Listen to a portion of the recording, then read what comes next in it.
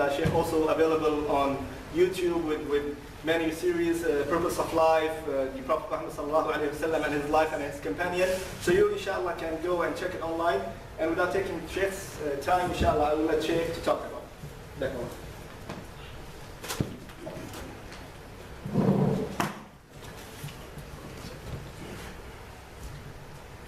إن الحمد لله حمدا كثيرا طيبا مباركا فيه. الحمد لله وكفى والصلاة والسلام على أشرف الأنبياء صلى الله عليه وسلم وعلى آله وأصحابه وأزواجه ومن والاه وبعد. فإن أصدق الحديث كتاب الله وخير الحديث حديث محمد صلى الله عليه وسلم وشر الأمور محدثاتها وكل محدثة بدعة وكل بدعة ضلالة وكل ضلالة في النار. أيها الأخوة الكرام وأخوات السيدات السلام عليكم ورحمة الله وبركاته. Brothers and sisters, tonight this is going to be like an Autobahn discussion. You know what that is? Autobahn? For anybody who's traveled in Germany on the Autobahn, you know it's like there's no exits. It's like express. Because we've got 20 minutes and we've got to deliver what we got to deliver in 20 minutes. So you don't really have to be intelligent, you know, it's not an intellectual discussion, you know, and you know, I'm not Michael Jackson, it's not Thriller. So what my job is this evening is just to pass on some advice, a deen and nasiha. So I'm going to be talking in my usual way to get to the point, and I'm going to be saying a lot of words, phrases. Don't worry about catching it. The subconscious got it. You know, a lot of times we focus on, you know, what we think is in front of us, but really what is getting to us is in the subconscious. And that's why it's always good to be wide-minded or open-minded, be objective, and that which is good, just let it flow. My job is to kind of remind you of certain phrases and words within the context of good behavior, within the context of the knowledge that we are giving, and within the context of the dynamics and realities of the real world. So it comes from a set of lectures that I've been giving for the last 2 years in particular, called Your Life in the Real World in Real Time. You got that part, right? Your life in the real world in real time. So when we talk about that, we talk about your life. And we talk about planning. Because if you didn't plan your life, don't think it's going to work out okay. That's not where you cook. That's not where you build. That's not the way you count. And that's not the way successful people live. You do live by day, but you need to have a plan because we're supposed to be intelligent people. We're not monkeys. Excuse me, Mr. Darwin. So we talk about life planning, career enhancement.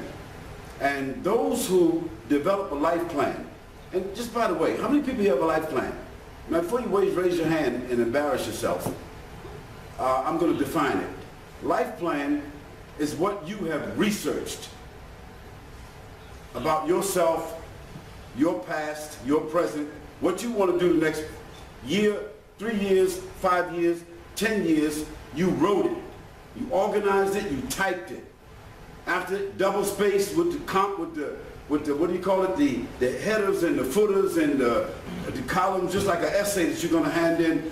Then you took it to a mentor, somebody that you respect, and they looked at it and they advised you. You adjusted it, and from that point you memorized it. So now who has a life plan? See? 1 out of 100 people. Well, when you get a life plan, you find out it changes your life, it changes your friends, it changes a lot of things that you thought that just because you got a master's or a PhD, that you were headed somewhere.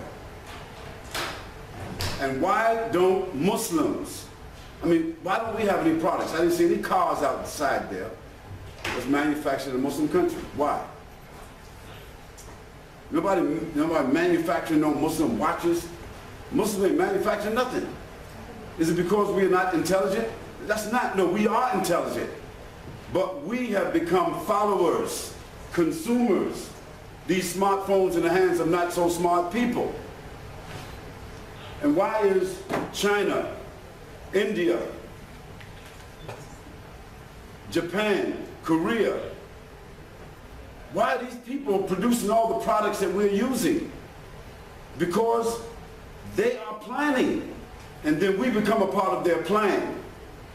So when Muslims go back to planning, Muslims will return in the front because we already have guidance. But guidance by itself, you know, GPS without no engineering, what is that? So we got the GPS, but we don't have no vehicle. So that's another discussion. Then the other thing we're going to talk about, life plan in the real world. The real world is not the real as you perceive it to be. The real world is not the world that you want it to be. The real world is not the ideal world. It's not the world from nostalgia. It's not the world like you would like to be. It's not La La Land. It's not Disneyland. That's not the real world. It's not TV. The real world is the world as it is, with you in it, understanding where you are in the world, what you can do in the world, and how you can affect the world. Let me give you this example for a moment. How many people know the dynamics of a hummingbird? This is a very powerful, phenomenal bird that can fly at 120 miles an hour and stop dead, just stop like that there. And you can't even see the wings. The wings are moving so fast you can't even see them. This is like a hummingbird, right? So look at the dynamics of a little hummingbird. It's about that big. A hummingbird can fly into the eye of a storm. A storm is coming. Like what they call those big storms that come and just wreck everything? Tornado. A hummingbird flew into the eye of a tornado that was just 12 miles outside of Florida. And because of just the dynamic of its wings, it changed what? The dynamics of the wind. And that tornado went a different direction. وَمَا يَعْلَمُ جُنُودَ رَبِّكَ إِلَّا هُ. We never know what we can do to change the world if we have confidence, if we have a plan, if we understand the world, what we can do. Then the last thing is about in real time. What's real time? Real time is now. You can talk about the past and what we used to do and what you used to be and what the history, the civilization, all that, but that doesn't count. All that gives you is a reference. Real time is now, going forward. And guess what? A second from now is what? Then. Is it? Is it correct or not? So we have to be in the now, and we have to be in the future, as Allah says, وَلْتَنْظُرْ. What's the rest of the ayah? نَفْسٌ مَا قَدَّمَتْ لِغَدٍ. So my talks in the last couple of years is all around this here. We can talk a lot. So tonight, I just want to give you some words surrounding this issue. That as new Muslims, which most of us are, and even if you've been Muslim for a long time, you're a new practicing Muslim. And most new practicing Muslims, they just like new Muslims. If they're really honest. When you find a Muslim that was born Muslim and mother and father and uncles, generations, all Muslims, but they don't know nothing about Islam and they just discovered Islam, they just start practicing Islam, guess what they are? They're a newly practicing Muslim. And guess what? Their challenges, their demeanor, it's almost like a new Muslim. And they can fool themselves because they got a little language, they got some culture, they can fool themselves, but in reality, they should be thankful to Allah that they gave them a new breath and view of this world and Islam. Now that's the beauty of Islam. That Allah, He gives a new, fresh approach. In every generation, Allah gives a new group of people the opportunity to lead. And so don't be thinking to yourselves that Arabs, Asians, and Africans is going to be leading Islam from now on. That's not true. Now, they do have a little jump on us, I say that. They got the Arabic language, you know, they've been eating halal food. You know what I mean? They got his story. And it's a lot of stuff they have, but guess what? Allah, He gives the spirit of this deen to different people whom He wants at different times and places, and they take that spirit, and with that spirit they take the lead. look at the history. So you have this opportunity in front of you, and you should be grateful to be in the company of brothers and sisters who have been Muslim all their lives, to get the language, to get the disciplines, to get the dogma, to get the exercises, to learn the good of their culture, to be inside their countries, to hear the adhan and all that. But don't go to sleep thinking to yourself that they are your leaders. Not true. While I'm in this country, the government of this country is the Constitution that I have to conform to, and I have to respect and be grateful to. But guess what? As an American, I feel great when I go around the world. Because most of the products and services and transnational corporations that I see and brands that I see is from where? Hello, where? Don't you ain't got to be hesitant to say it? America. America. No, you know, China to a certain extent, but China's a copier. China's not innovator. China is a copier. And Walmart is in the belly of China. McDonald's is in the belly of China. They're throwing away the chopsticks and they're getting online to get a Big Mac. Out of 256 or 260 transnational corporations in the world, 157 are American companies. There's a reason for that, and I thank God to be a Muslim, and I thank God to be an African American. I have a chance to bring a lot of things back to my homeland, Africa, and I have a lot of things that I can bring back to my Muslim brothers and sisters around the world. Now, brothers and sisters, I would just want to give you some words that may help you in your journey in Islam. First thing is sound knowledge. You need to have sound knowledge. If you don't have sound knowledge, you may be wearing beautiful clothes and you might be speaking whatever and living, living large and getting a nice salary and whatever it is, but it's all bling bling. It's all, what do they call it, peripheral. It's all aesthetics. You got to make sure you got sound knowledge of the sources. And to do that, you got to have qualified teachers. I'm sure this center focuses upon making sure that you have qualified teachers, making sure that you have sound, reliable resources that you read, that you make reference to, and also that you have a universal, moderate interpretation of Islam. What kind of interpretation? No, first. Yeah, if your Islam don't fit everywhere, guess what? You got to check yourself out. The rain, when it falls, it benefits the world. When the sun shines, it benefits the world. When the wind blows, it benefits the world. So if your Islam doesn't fit everywhere, and you feel uncomfortable with your Islam somewhere, you got to check yourself, because Islam is universal. Next, moderate. It's about balance. It's about being balanced. Allah, He put things on the earth to keep the earth what? Balance. Allah always talks to us about the middle way. The Prophet ﷺ was moderate in his behavior. This is the deen. Keep it balanced. Keep it real. Stay in the middle. Watch out for the extremes. I don't care how slick it sounds, how powerful it sounds, how emotional people are talking. Watch out for those extremes. Once you start thinking extremely, reacting extremely, you're going the wrong way. This is a moderate religion. It's a dynamic religion, but what? Moderate. Next thing, watch out how you interpret things. Don't be using subjective interpretation, cultural interpretation, personal interpretations. Stick to the script. Islam has its own script. Don't be trying to innovate when it comes to the deen. Innovate when it comes to science. Innovate when it comes, to art. Innovate.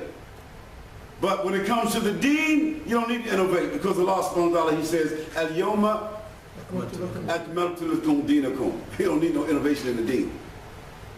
Next. Sincerity and good behavior. No replacement for sincerity and good behavior. The Prophet, a man asked him, O Messenger of Allah, can you tell me some words that if I do it, I couldn't get no better advice from nobody other than you? What did he say? Cool.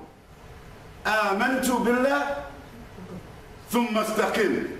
Say, I believe in Allah.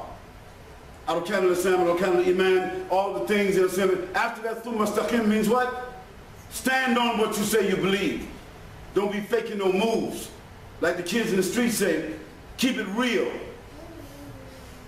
Be about what you say, be body, body. That's what they say. Anybody say that? Body, body, right? That means be about what you're saying. It's like some ebonics. See? And the Prophet says, Inni bu'ithtu liyutimmu mukarim al-akhlaq. Verily I have been sent, or I have been raised to do what? Perfect noble behavior. Whenever you see Muslims is acting foul, Muslims is acting vicious, when you see the camera and Muslims is cursing and shouting and throwing and this not Islam, this is culture. They are reacting and somebody provoked them, and that's not our picture.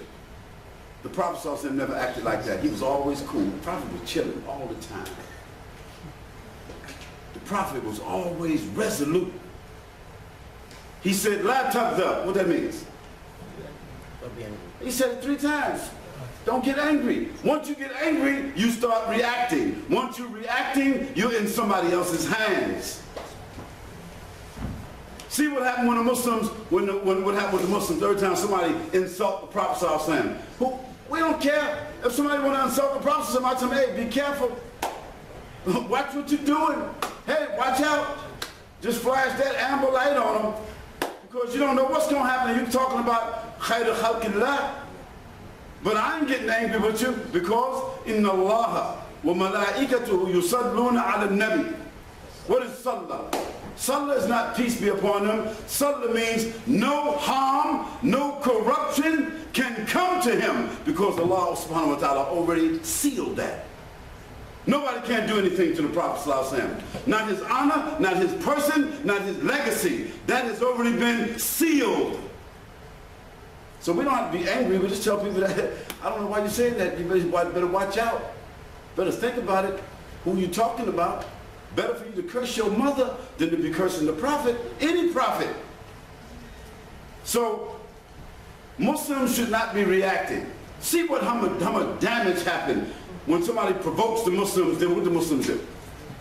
Muslims, they want to burn the embassy, they want to assassinate somebody, they want to burn everything up, and they're just crazy all over. And they're acting like Muslims, or they're acting like savages? Which one? And they want Muslims to act like savages so they can justify what they're gonna do. Because when you're stepping on a roach, nobody minds. So once they make us like that, like savages, once they diminish our integrity, then they can step on us like roaches. They can rape our women, kill our children, and nobody says, well, you don't see how those people act anyway. So don't react. Learn to respond. Have good behavior. Establish good intentions. Deal with people with a positive disposition. Have an attractive character. Be consistent. Keep your focus. Be clean in your appearance. You know, whatever you coming out, whatever you want to wear at home, wear. It's up to you, your family. When you coming out, press your clothes. Be jumping out over the fridge. Come, you know, wash your clothes, put them in the dryer, and just throw them on like that. Come on, man. What you doing? I mean, if you're in a rush somewhere, that's acceptable. But if you're going to business, you're going to the office, you're going to the university, you're going somewhere with people, the oomph of the society is that people is pressed and dressed for business. How you looking like coming out like a bum? Talking about I got taqwa. Nobody can't see inside you. They don't want to even be around you. Clean your nails, brush your teeth. You know, if you've been drinking water and your teeth start changing, man, go to the dentist, man, get you a new set. You can't be grinning on people on so brown, stained out teeth and stuff like this here. Sisters, if you're out of weight, if you're out of shape, go to the gym. Muslims need to be fit, clean, attractive, so when people see you, smell you, and hear you, they want to feel something from you. Say, man, the Muslims, they smelling good all the time, speak good all the time. They smile. Everybody tired, got an attitude. Muslim Abdul and Amatul, they say, how's everybody? Everybody say, man, what they smoking? You got an office inside your office or a desk in your home or whatever, don't make no excuses. Your car, your home, your office, your desk should always be what? Clean. Clean and organized. That says a statement. A person who's clean and organized, probably their life is also what? Clean and organized. Hello, McDonald's. Worst food in the world. If you keep eating McDonald's, you're going to die. But people keep coming because of what? The customer service, the colors, the organization, and they never run out of whatever they're selling.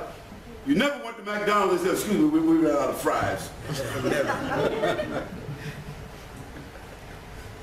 I got a lot more stuff like that, but develop a dynamic personality. Now, dynamic doesn't mean emotional. A dynamic personality was the Prophet ﷺ. لَقَدْ كَانَ لَكُمْ فِي رَسُولِ اللَّهِ what? أُسْوَةٌ حَسَنَةٌ لِمَنْ كَانَ يَرْجُو اللَّهَ وَيَوْمَ الْآخِرَ وَذَكَرَ اللَّهَ كَثِيرًا. This means do some personal planning. Plan your life. Don't think that because you're praying 5 times a day, you're making dhikr, because you're reading Quran, because you know some Arabic, hadith, you Muslim, blah, blah, blah, you got it. No. The world is about competition. But before you can compete, you got to learn how to participate. So you got to participate in order to what? Compete. And if you want to win, you can't win if you're not in competition. So what's the 3 words? Participation. What? Competition and what? Winning. Hayya alal salah. Then Allah tell you hayya alal what? Come on, what that means? What does it mean? Allah say get ready to pray and get ready to win. Now if you depressed, you praying and you depressed, your formula is wrong. Something's wrong. You gotta check yourself out. Next, be willing to sacrifice. If you're not willing to sacrifice some money, sacrifice some time, you're not gonna get what Islam says. Because the biscuits do not rise without yeast. Hello, is that right, sisters? You might get something, but you ain't gonna get no real biscuits. You don't get no cake. It ain't gonna rise up if there ain't no what in it. You gotta put that yeast in there. You gotta make that sacrifice. Invest. You're gonna get something back. Allah subhanahu wa ta'ala, He wants us to sacrifice.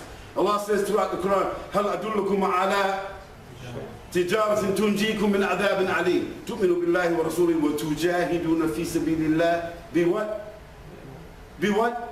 بِأَمْوَالِكُمْ وَأَنفُسِكُمْ. All the time Allah is talking about mal, which means what? Money, substance, material things. What you got in your hands, okay? وَأَنفُسِكُمْ. What that means? Your ideas, your energy, your blood. Be ready to sacrifice. If you don't sacrifice, you'll get nothing. You got to be in it. Of course, this is it. You know what I'm talking about, sisters, y'all from America, right? You got to be in it to win it. Who said that? Lotto said it. But they took it from us. They applied something that's haram, but that's correct. If you want to be in it, if you want to win it, you got to be what? In it. Got to be in it. Next, competitive spirit. Allah subhanahu wa ta'ala says, فَاسْتَبِقُوا khairat. What the word means? What's fastabiqul? Sabaqa means to swim, to strive, to compete. You know what I mean? Running. You know what I mean? So Muslims is always, they got our products, our services, man. We want our products and services to be out there. We want people to buy our products and services. When you go to the supermarket here, how many products and services you got that says Muslims? Our products and services, where they at? We're not in it. We're just consumers. We eat the most. We buy the most, but it doesn't belong to us. You know, maybe food madamis or something like that. You have to have confidence. Muslim have to have confidence. You know, Muslim, wherever you're working at, whatever you're doing, you have to display confidence. Because if you got confidence, other people around you develop what? And the confidence they develop is really like in you. After a while, they be saying like, oh, Sister Fatima. What's you saying? Because Sister Fatima, she graduated at the top of her class. Sister Fatima is an achiever, you know, where she's at. You know, Brother Abdullah, he graduated at the top of his class. And everybody was asking him all doing, they were fooling around playing basketball, so, dancing and singing and all that. When it came down for the test, Abdullah and Fatima was there. So guess who they asking? When you get on your job, you're also performing. When it's time to produce, guess who's producing? So the people who's at the top, the managers, the supervisors, guess who they want on their team? They want Fatima and Abdullah. But if Fatima and Abdullah just wearing hijabs and talking some whatever, they're Muslims, they're good people and all that, but they getting C+ and B+, that's the rest of your life. Muslims not like that, man. We get A+, and got to add something else to A++. Because we Muslims. We are achievers. We are winners. We set the pace. It's not like that, but it's going to be like that. Say Allahu Akbar. Allahu Akbar. Next. Muslims about achievement. Ask yourself what you have done since last year. If you can't see you did something different from last year, guess what? You're not standing still. The clock does not stop. That means you lost a year and you can't see something that you gained. Next, understand the society in the world. Brothers and sisters, study history, study politics, study societies, study people. Understand the world.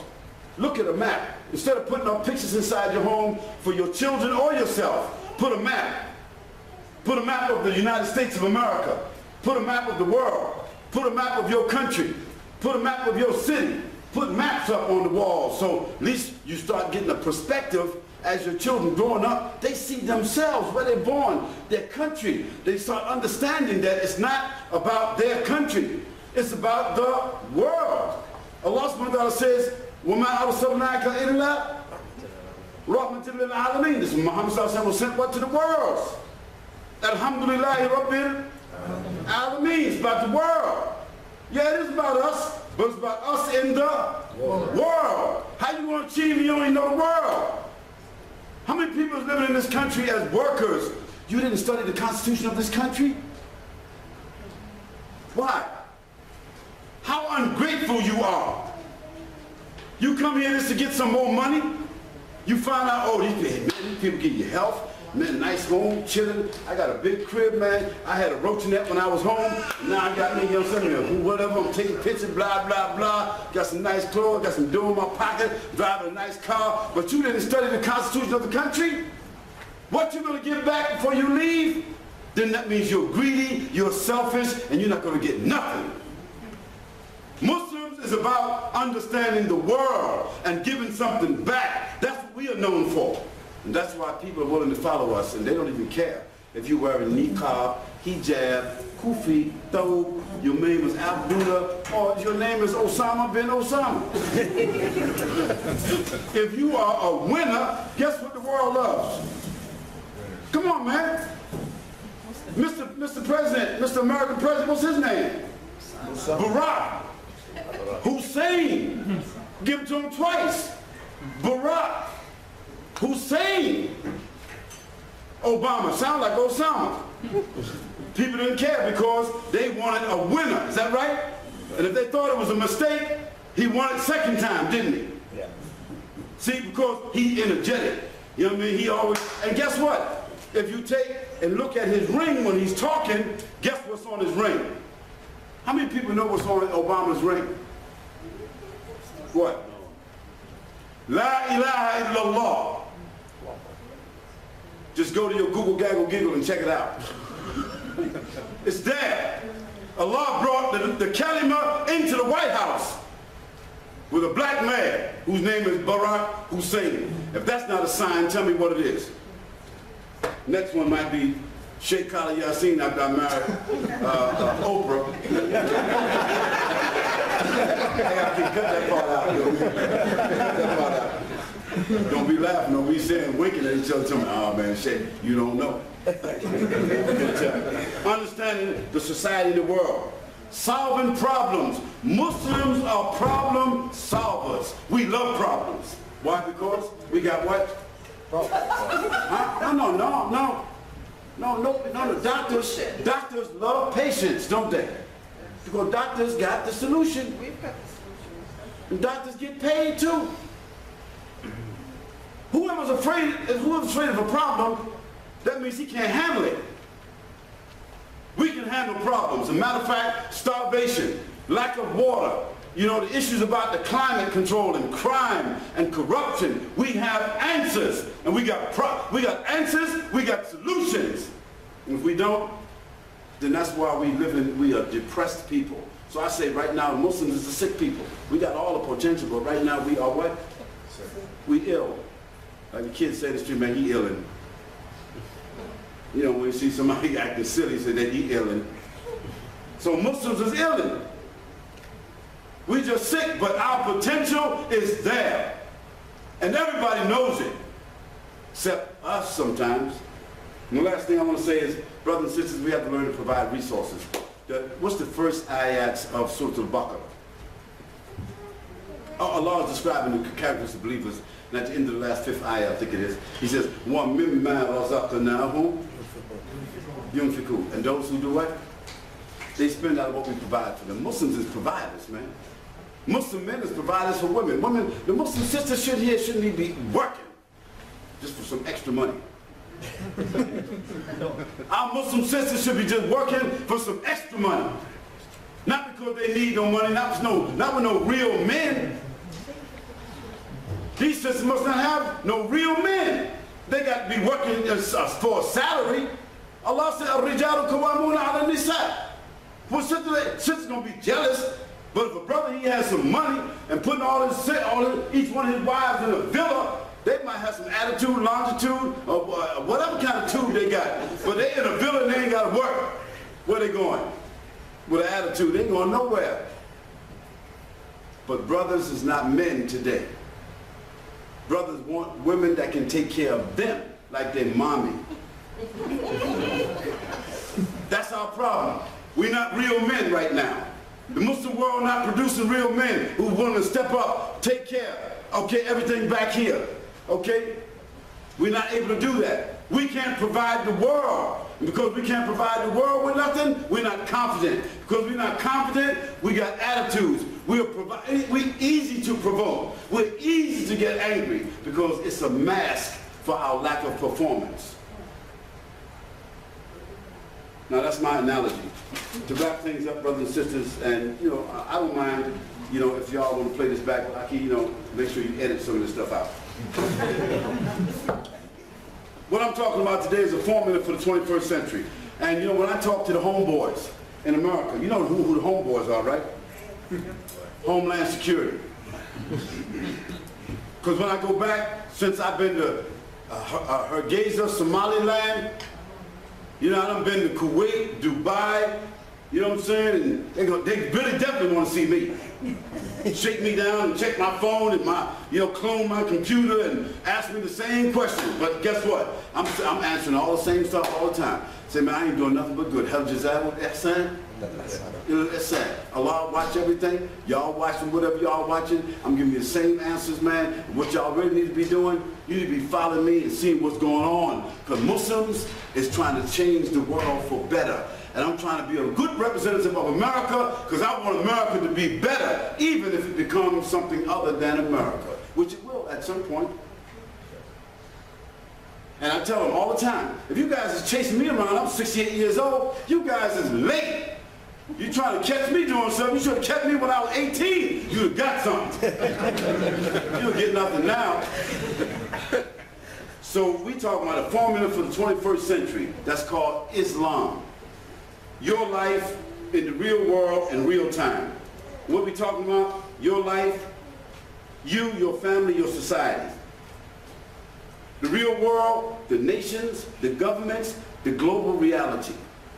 In real time, law, constitution, politics, economy, industry, standards, critical issues, and developing a modern worldview. That's it, brothers and sisters. Look, if you liked it, good. If you didn't like it, it's still good. You didn't pay for nothing. Now, I don't know what the arrangement is. I didn't ask for nothing. But you know what? If I was sitting in this audience and I was given like a shot of adrenaline, of positivity, I would write a check. If the man didn't get no money, no arrangements was made, I would write a check right now for like $1,000.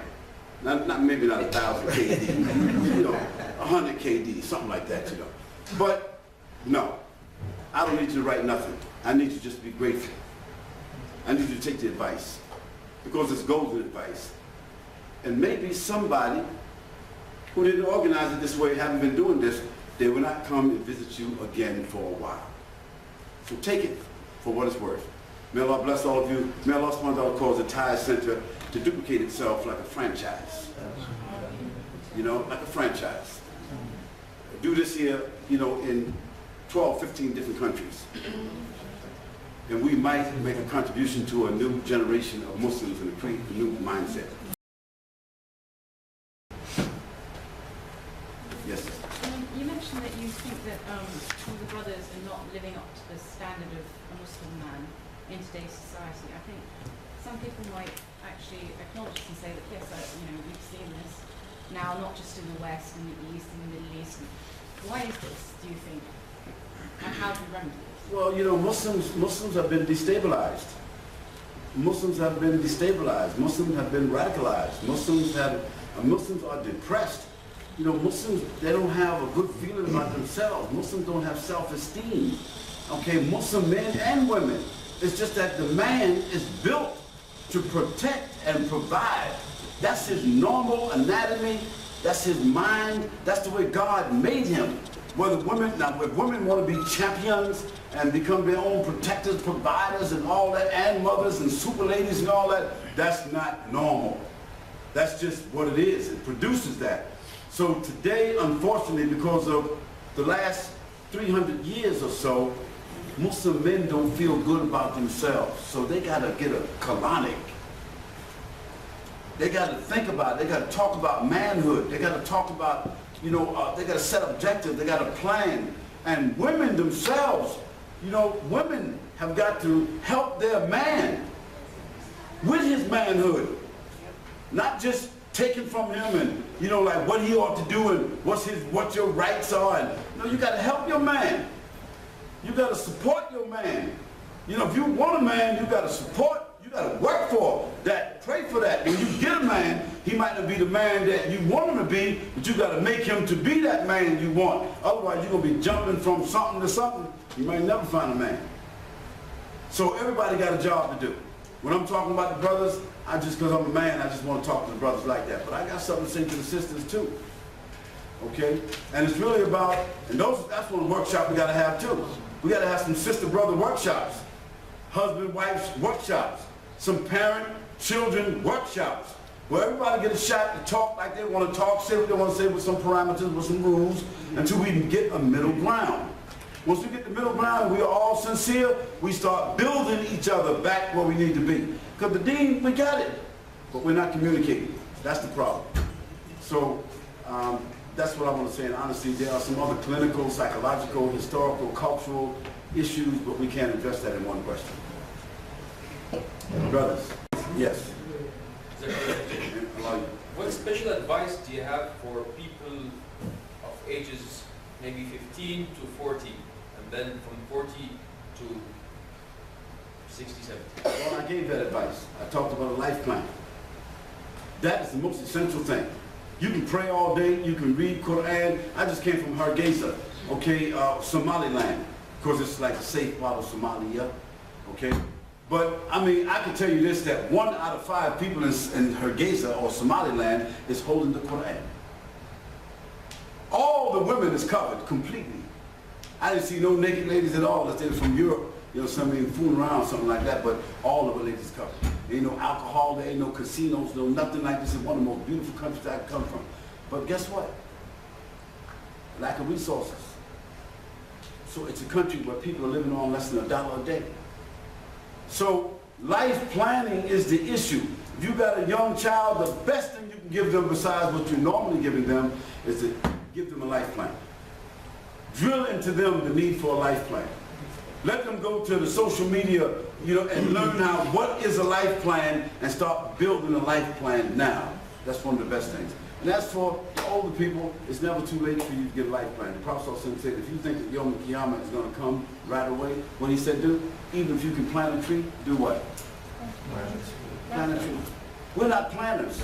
Therefore, we're not initiators. We're followers. We're confused. We're easy to react.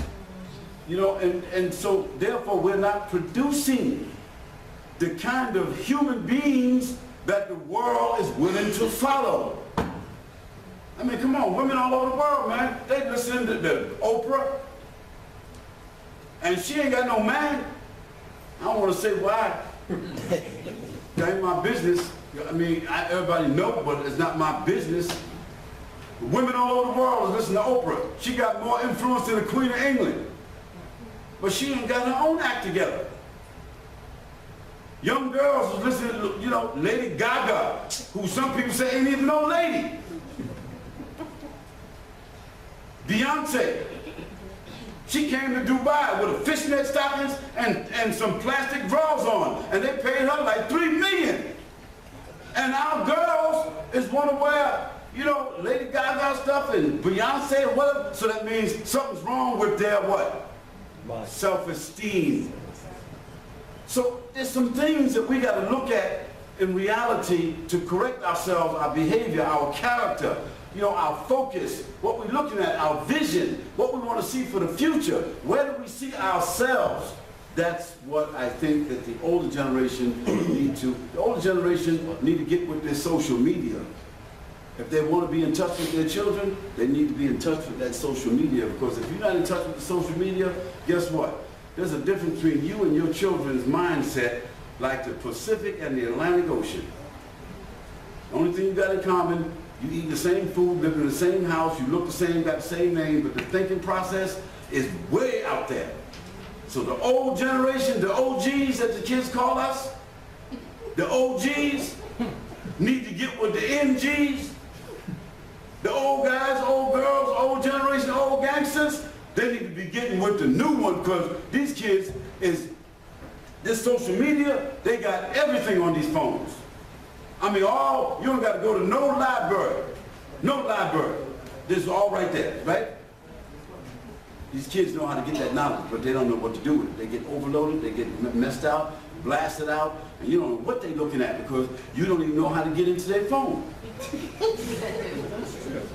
So there's some tools to keep those generations together.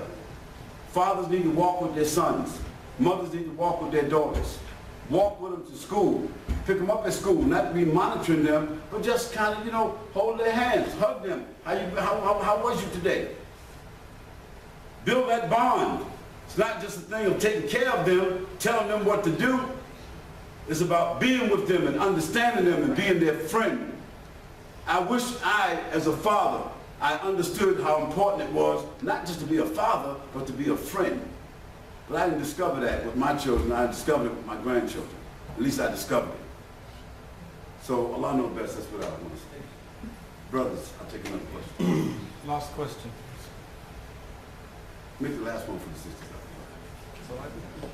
Brothers only have one. Any other question, brothers? I got a question for you. Yes.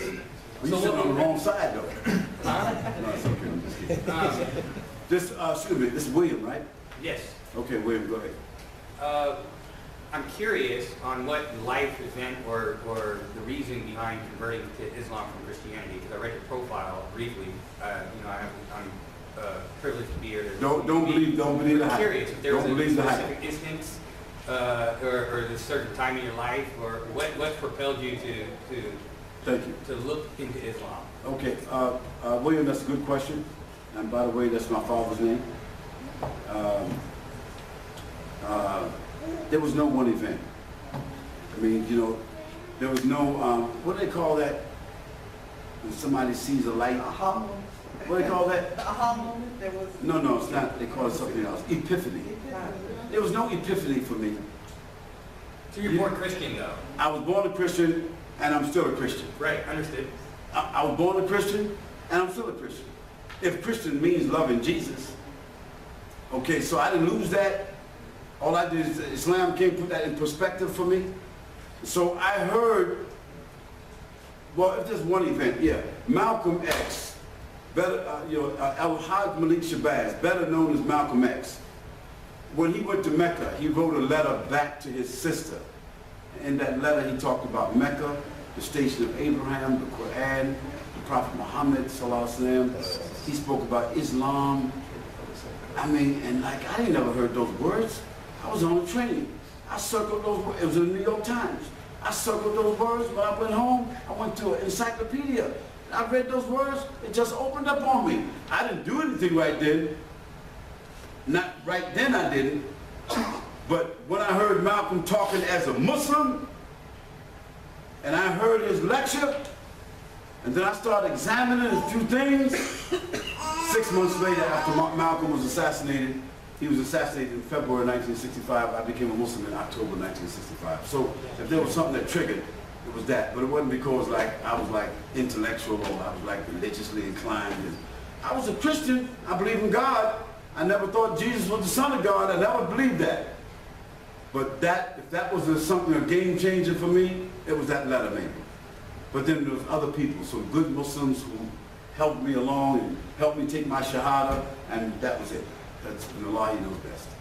When Allah wants to guide you, He just drops it on you. I hope He drops it on you too. Thank you. Any other questions, brothers? The last one, I think Shaykh said. Any other questions? Okay, I just want to thank, yes. Shaykh, Jazakallah khair, first of all. The life plan that you're talking about, are you going to bring a book so everybody can read? No, just send me an email and I will send you a free template, a template that I selected and that I modified, and what we use in our life plan coaching. I'll send that to you, to all of you who send me an email, free of charge. You'll have to find your own way unless you want to take the course. You really should have a mentor, but you don't need to. If you're smart and you're dedicated, you can do your own life plan. So just go to skypurpose.com. I'm skypurpose@gmail.com, and we'll send you a copy of the life plan. Again, I just want to thank our brother Hamid Awadi, who facilitated this here with the Thai Center, and I want to thank the Thai Center management, staff. Shaykh Hassan, is he here tonight? Huh? Yeah, I want to thank Shaykh Hassan because I came here and visited maybe a few months ago. As a matter of fact, I've been here kind of twice before, and so I know he's one of the main teachers and mentors here. I want to thank everybody that made this happen, and hopefully, because I have an office in Dubai, maybe I can establish, the Purpose of Life Foundation can establish a relationship with the Thai Center, where some of the certificate programs that we do, by the way, which are not free, that we can come here and we can interact with you, inshallah. May Allah bless all of you, and again, I want to thank you so very much. Assalamu alaikum.